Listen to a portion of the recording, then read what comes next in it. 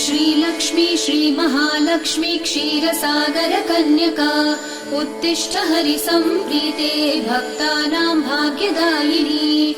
श्रीलक्ष्मी श्रीमहालक्ष्मी क्षीरसागर कन्यका उत्तिष्ठ हरिसम्प्रीते भक्तानां भाग्यदायिनी। उत्तिष्ठोत्तिष्ठ श्रीलक्ष्मी विष्णुवक्षस्थलालये उत्तिष्ठ करुणापूर्णे लोकानां शुभदायिनी। उत्तिष्ठोत्तिष्ठ श्रीलक्ष्मी विष्णुवक्षस्थलालये उत्तिष्ठ करुणापूर्णे लोकानां शुभदायिनी।